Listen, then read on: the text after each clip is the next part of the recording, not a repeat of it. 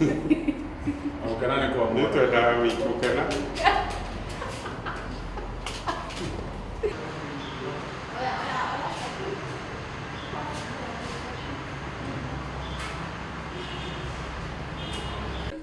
Here in the lab we have several equipments, but the main one is the one we refer to as atomic absorption spectrophotometer. And this machine basically uses light which is has the specific wavelength to test the components or the content of whatever elements we are testing that is in the soil.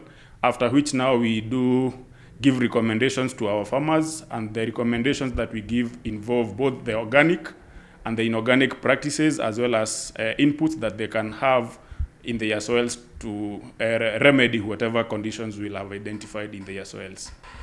From the experiences that we have had, we have realized most of the soils that we are having in the country are missing in most of the key components, and therefore we have realized that the foundation to any agricultural practice will be the testing of the soils, so that the farmers can be aware of whatever practices or whatever components are in their soils, so that do not end up adding that which is already in excess into their soils, or maybe implementing a practice which is detrimental to their soils. We really advocate and advise our farmers to engage in soil testing before they can implement any agricultural practices at their farms.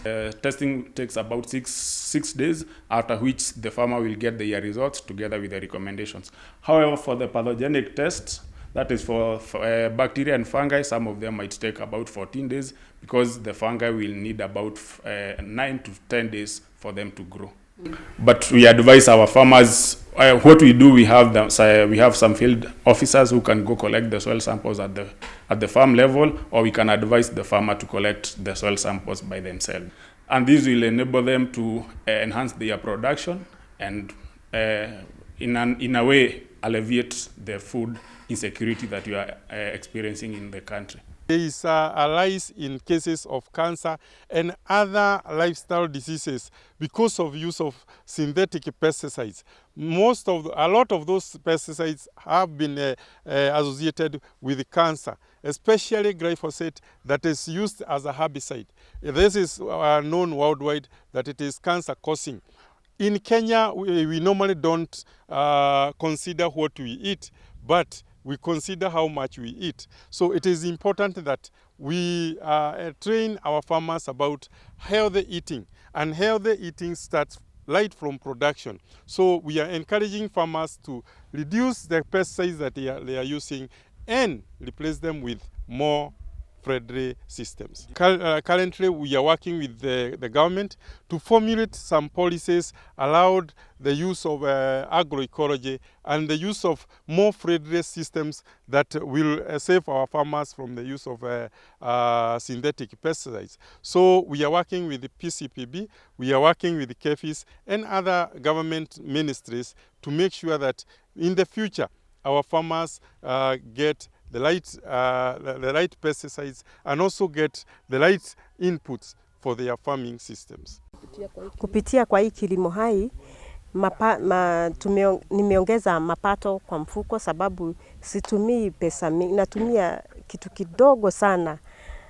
Sababu kama ni madawa ya kunyunyizia mimea zangu, mimi najitengenezea na majani na pilipili ama pengine hata saumu, na hizo ni vitu bei yake si ghali. Kwa hivyo natumia kuspray mboga zangu na zinakuwa vizuri, na unaepukana na magonjwa. Ndio tunachangia mazingira, hatuharibu mazingira, sababu hizo chemicals zinaharibu mchanga. Hata wadudu wenye wanakaa kwa mchanga unawafukuza, unawaua. Kwa hivyo unaharibu hewa. Hii kilimo hai imetusaidia sana. Kama hii foria na ni pesticide. Tunachukua maruru ni tithonia na mefagi na pilipili, unachanganya, pengine unaweka half, unakatakata hizo majani zote, unaweka kwa drum half, alafu unajaza ikuwe 3/4 unajaza na maji. Unaifunika for 10 to 14 days. Iko ready kwa kunyunyizia mimea yako. Kwa hivyo unaweka 1 liter to 20 liters of water. Una spray. Tulipendekeza tufanyiwe test ya mchanga. Ilifanyiwa na mchanga yetu tulikuwa tumeiharibu kabisa, lakini venye tumeendelea na wao, mchanga yetu imekuwa na rotuba ya kutosha. Sasa iko sawa. Nimefaidika sababu pesa yenye nimepata kutokana na kilimo,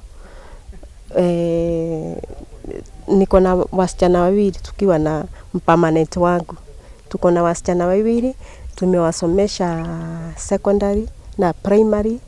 Wameenda primary mzuri sana Githunguri Township, wakatoka hapo wakaenda Gadu Girls, wote wawili.